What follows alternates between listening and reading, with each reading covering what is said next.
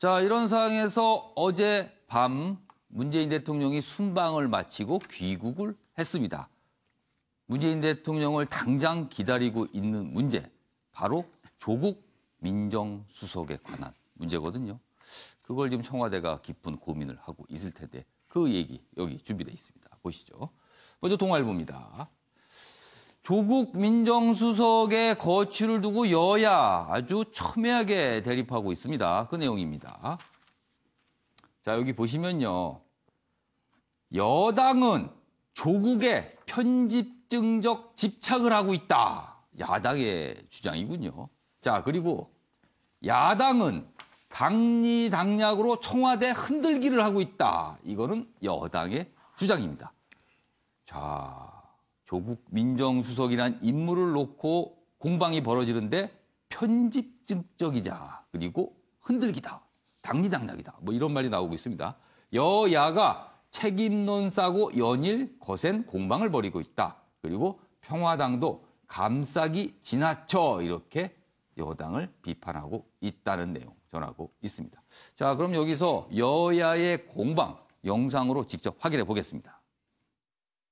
청와대가 감찰반 전원을 아주 통째로 교체할 만큼 네. 파격적으로 지금 수습을 하고 있지 않습니까? 예. 그런데 조국 수석에게 다시 사퇴 요구하는 것이 온당한가? 저는 이 이면에 고도의 정치적 계산이 있다고 봅니다. 특히 예. 이제 조국 수석은 이제 이게 문재인 정부의 초대 민정수석이고 이분이 적폐청산과 사법개혁의 네. 최선봉에 있는 인물이지 않습니까? 예. 그래서 저는 조국을 제물 삼아서 대통령 힘 빼기에 나서는 것이라고 보고요. 조국은 촛불 정권의 상징이나 그러나 조국이 꺾이면 촛불 정신이 사그라질 것이라며 민주당이 과도한 집착 정신을 보이고 있지만 조국은 그저 공직기강 확립에 실패한 민정수석뿐이라는 사실을 다시 한번 확인해 주시기 바랍니다. 조국을 박근혜의 우병우로 만들려 하지 말기 바랍니다. 이수희 변호사. 조국 민정수석의 거취 문제 어떻게 보면 굉장히 객관적으로 판단할 수 있는 문제 같기도 합니다. 그러나 여야의 주장을 곰곰이 들어보면요. 분명히 정치적인 어떤 의도나 이런 게 좀 담겨 있는 듯합니다. 각자가. 그러니까 이제 그 뭐 여권에서 나온 말 중에 제일 좀 상징적인 게 조국 민정수석은 촛불의 상징이다. 뭐 이렇게까지 그 보호를 하고 나선 분도 있었어요. 그러면 이제 여권 청와대에서는 상징적인 뭐 장하성 실장이 있고 또 조국 민정수석이 있었는데 장하성 실장은 물러난 상황이고 그러면 이제 상징적인 인물 몇 중에 이제 조국 수석까지 그렇게 내줄 수는 없다. 뭐 이런 그 생각이 있는 것 같고 지금 근데 야권은 이제 뭐 자유한국당만 지금 조국 수석에 대해 평화당도 지금 굉장히 비판하고 모든 야당이 조국 수석에 대해서 책임을 묻고 있는 거거든요. 그거는 이제 이거를 그런 뭐 진영의 논리, 뭐 정권 흔들기, 뭐 우리의 상징을 내줄 수 없다 이렇게 하는 그런 판단보다는 지금 이제 기시감이 느껴진다는 게 그 뭐 지금 김성태 원내대표가 뭐 우병우 수석이라는 그 비유도 했지만 그게 이제 상징하는 게 뭐 동일 사안이다 아니다를 떠나서 대통령이 너무 아끼는 사람을 너무 비호하다가 결국은 정권이 흔들리는 상황이 됐다는 거죠. 근데 그것이 이제 결국은 청와대의 오만, 독선, 버티기, 뭐 진영 논리로만 생각하는 거 그런 거에서 기인했다라고 하면은 지금 조국 민정수석의 문제를 풀어가는 방식이 그런 위험성이 있어 보인다는 겁니다. 배종희 교수님. 네. 야당의 이제 비판, 뭐 많은 분들이 이제 여러 가지 판단을 하시겠죠. 근데 여당에서는 이게 당리당략적 접근을 하고 있다. 청와대를 이참에 흔들어 보려는 것이다. 이런 시각을 여당이 갖고 있는데 그건 어떻게 보세요? 뭐 상당히 양쪽 다 일리가 있다고 봅니다. 다 당리당략을 떠나서는 판단 또 선택을 할 수 없으니까. 근데 이제 굉장히 간극이 큰 게 지금 한국당 측에서는 박근혜 우병우다라는 시각을 갖고 있고 지금 민주당에서는 촛불 정권의 상징이다. 뭐 완전히 거리감이 크잖아요. 그럼 이제 과연 박근혜 우병우에 걸맞는 그런 지금 잘못이 있었는가라는 부분을 좀 우리가 한번 분석을 해봐야 되겠는데 우병우 전 민정수석 같은 경우는 본인이 굉장히 직접적으로 범죄에 개입을 했지 않습니까?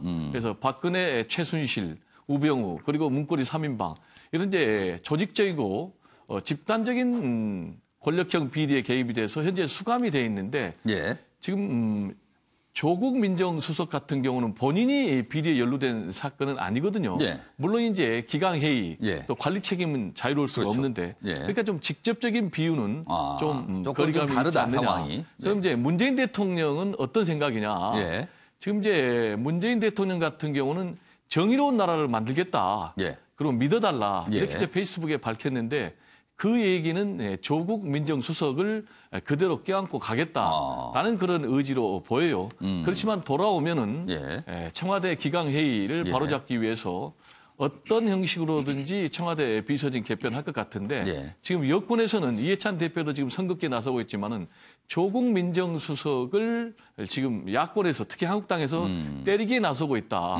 그래서 조국 민정수석이 흔들리면은 예. 청와대 문재인 대통령이 흔들리고 예. 지금 조국 민정수석이 주도하고 있는 적폐청산 그리고 사법개혁이 흔들리기 때문에 결코 물러설 수 없다. 이런 입장인 것 같습니다. 자, 이번 사안을 사실 촉발시킨 문제가 청와대 특별감찰반의 기강 문제거든요. 그거와 관련된 내용이 연일 보도가 되고 있는데 오늘도 내용이 좀 준비되어 있습니다. 보겠습니다. 중앙일보 기사입니다. 특감반 직원 복귀했는데, 그렇죠. 원래 이제 친정 부처로 복귀를 했는데 보름간 영문 모른 법무부와 검찰이다. 이렇게 돼 있습니다. 수사 개입, 골프, 셀프 승진 의혹 등등등이 있었고요. 그래서 청와대 보냈는데 뒤늦게 비위 사실을 통보했다. 그래서 보름 정도 막상 법무부나 검찰은 이 내용에 대해서 모르고 있었다. 이 부분도 조금 논란이 되고 있고요. 관련 내용 하나 더 보겠습니다. 여기 보시면요. 동아일보군요. 청와대 자체 조사 때 특감 반원들 휴대전화 제출을 거부했다고 합니다. 휴대전화를 조사하게 내놓으라고 했는데 거부했다고 그러네요. 여기 보면 무슨 증거로 요구하나 반발. 그래서 골프 회동 문제는 확인이 어려워 특감반 전원을 교체했다. 이렇게 얘기가 나오고 있습니다. 자, 어떻게 보면은 굉장히 작아 보이는 사실이고 또 어떻게 보면은 조금 고개가 갸우뚱해 보이는 사실입니다. 아무튼 뭔가 지금 문제가 있어 보이긴 하네요. 자, 정우갑 위원님. 자, 청와대 기강 문제 지금 연일 보도가 되고 있습니다. 지금 뭐 조석을 둘러싸고선 정치적 공방은 맞죠. 정치적 공방. 당에서야 당연히 당리 당략 차원에서 움직이는 것은 있을 수 있는 것인데, 근데 그것과 지금 이제 청와대 특감반원의 문제 이거는 좀 분리해서 볼 필요가 있어 보입니다. 그러니까 제가 전반적으로 좀 흐름을 보면 초기 대응, 그다음에 지금의 대응 청와대에서는 좀 적절치 않다고 봅니다. 그러니까 좀 적극적으로 사실관계를 정확히 따져서 국민들에게 사죄할 건 사죄하고 앞으로 대응책을 어떻게 가져갈 것인지에 대해서 명확히 입장 표명을 해야 되는데 지금 각 부처에 지금 떠나면서 엉거주춤하고 있는 상황이 되고 있는 것이죠. 근데 저는 최근에 1년의 청와대 움직임을 보면 이 특감반원, 예를 들면 뭐 휴대전화 제출 거부 있을 수가 없는 겁니다. 이거는 특감반원이라는 것은 과거로 얘기하면 암해허석격으로 어떤 모든 비리 문제를 스스로 감찰이 막중한 임무를 갖고 있는데 스스로를 위한 움직임을 펼쳤다는 것은 얘기를 할 수 없는 차원의 이해가 안 되는 부분이고, 근데 최근에 1년에 예를 들면 의전비서관의 뭐 음주 문제라든가 경호실 직원의 폭행 여러 가지가 지금 계속 이어지고 있습니다. 그렇죠. 쌓여 있습니다. 네. 제가 보는데 여권의 얘기를 들어보면 지난 지방선거에 원래 인적 쇄신과 변화를 한번 가지려고 했고 그것이 사실은 적절한 타이밍이었다고 저는 생각이 되는데 뭐 압승하면서 이제 그 상황이 흘러 넘어간 것이죠. 그 대통령이 뭐 믿어달라라는 그 표현 자체는 뭐 조국 특정수석의 문제 차원이 아니라 짐작컨대 그 어떤 뭐 조국 민정수석 수석 차원을 넘어서 그 윗선 전반적인 어떤 쇄신과 다잡기 형태의 어떤 분위기를 위해서 나갈 것으로 보여집니다. 그러니까 최근에 저도 그쪽 여권 얘기를 들어보면 2월까지는 상당폭의 변화가 있을 것이다. 그거는 뭐 수석 차원을 넘는 그 어떤 인적인 변화, 그다음에 조직의 어떤 쇄신.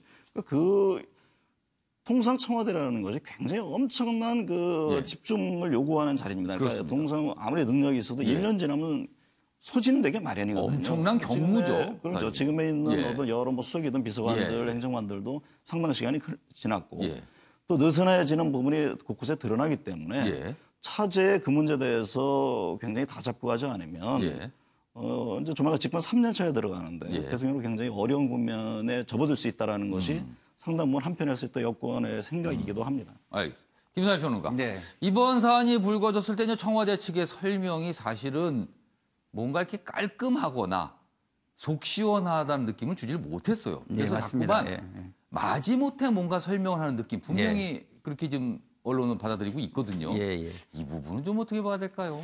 충분히 뭐 언론만 그렇게 보는 것이 아니라 국민들의 시각에서도 대응 방식이라든가 대응 시기라든가에 대한 의혹이 있습니다.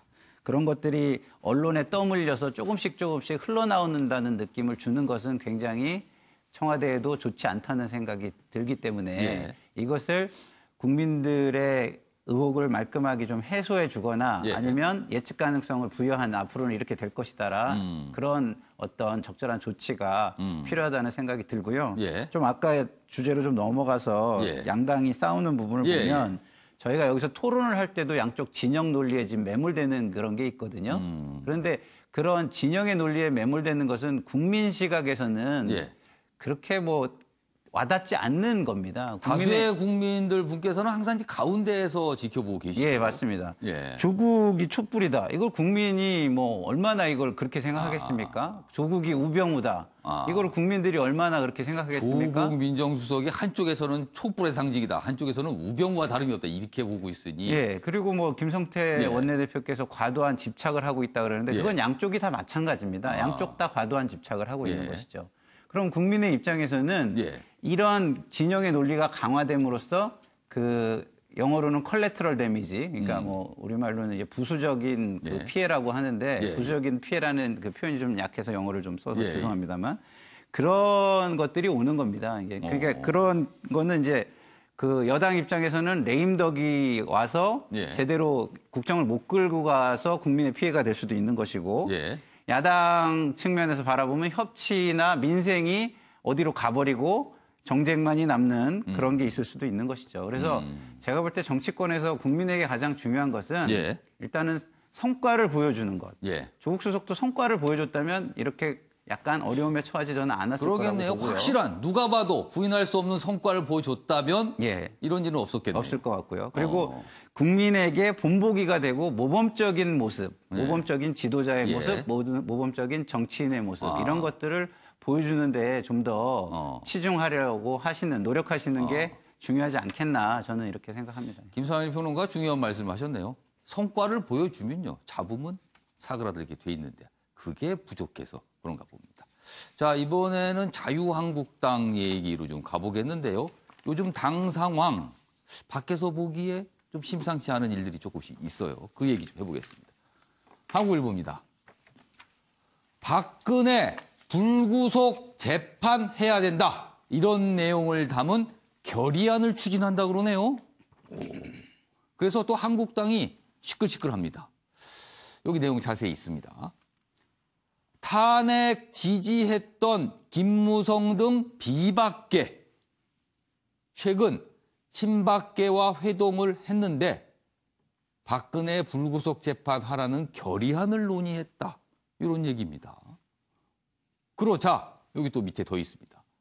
친박 좌장격인 서청원 의원 복당파를 겨냥해서 일부 중진 행태 후안무치하다 이렇게 얘기를 했어요 또. 그래서 지금 한국당 상황이 묘합니다. 자, 이런 와중에 또 있습니다. 상황이요. 여기 보시죠. 중앙일보입니다. 홍문정 의원 친박 핵심으로 꼽히죠. 뭐 어떤 분은 뭐 여러 가지 있지만 아무튼 정치권에서는 친박으로 꼽히는 인물입니다. 홍문정 의원 복당파가 당 접수하면 TK 신당 반드시 나온다. 지금 복당파가 박근혜 전 대통령의 불구속 재판 결의안을 추진하고 있는데 친박에서는 복당파가 당을 접수할 경우 TK 신당 나올 수 있다. 이렇게 얘기를 하는 거예요. 여기 내용 더 보겠습니다. 친박 인적 청산과 전당대회에 맞물려 대구 경북 중심의 친박당 거론되고 있다. 그러나 이 친박당에 만약 나왔을 게 그 파괴력, 영향력은 어떨까?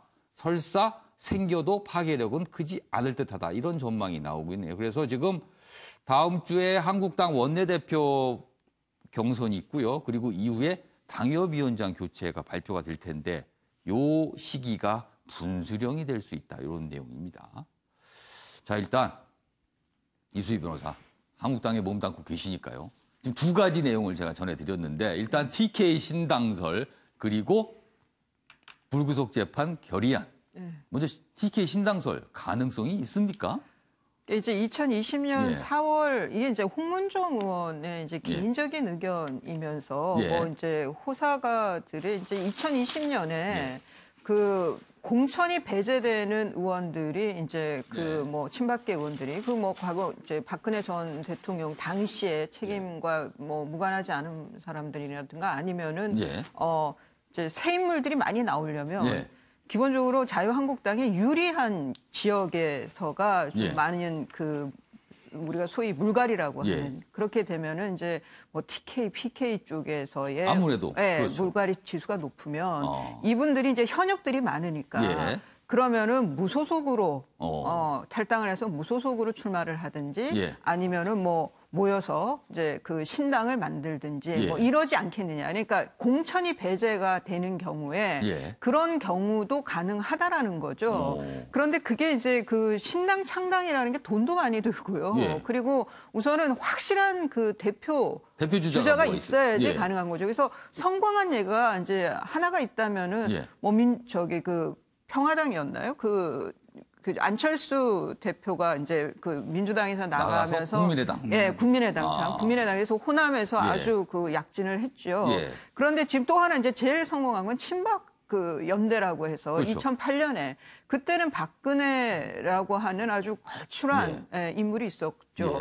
그런데 지금 같은 경우에는 그런 구심점이 있느냐. 거기에 대해서 이제 또 하나의 의견들이 박근혜 전 대통령에 대해서 불구속 수사 내지는 뭐 내년 8월에 뭐 그 사면 얘기들이 지금 솔솔 나오고 있어요. 아니면은 뭐 2020년에 뭐 신정이나 구정 때 또 사면설도 있을 수 있고 그랬을 때 밖에 나와 있는 박근혜 전 대통령을 구심점으로 해서 그러면은 신당이 가능할 수도 있겠느냐. 그러면은 딱 정확히 10년 전에 있었던 친박 연대가 다시 생기는 셈이 되네요. 그런데 문제는 이제 그 많은 분들이 지금 자유한국당에 요구하는 게 인적 쇄신이에요. 과거에 책임져야 했던 사람들, 그다음에 새로운 얼굴 좀 보자. 좀 젊은 사람도 보자. 뭐 이런 얘기들을 많이 하시는데 그래서 그 지역에 물갈이 지수가 높다고 했을 때 그 공천에서 탈락된 분들에 대해서 얼만큼 호의적으로 갈지 그거는 저는 그 여론에 따라서 다를 것 같습니다. 좀 의문이 있다 이 말씀이시네요. 자, 배종호 교수님. TK 신당에 앞서 아까 박근혜 전 대통령이당 불구속 재판 결의안 얘기. 이른바 이제 김무성 대표 등 이제 비박계에서 그 얘기를 했어요. 근데 김무성 대표 등은 사실 탄핵을 위해서 당을 나가서 그랬다가 다시 또 복당한 정치인들이거든요. 서청원 의원의 비판 그리고 나오고 있습니다. 지금 이 결의안을 놓고 참 당이 또 시끌시끌해 보입니다. 지금 이제 이 박근혜 전 대통령 불구속 상태에서 재판해다.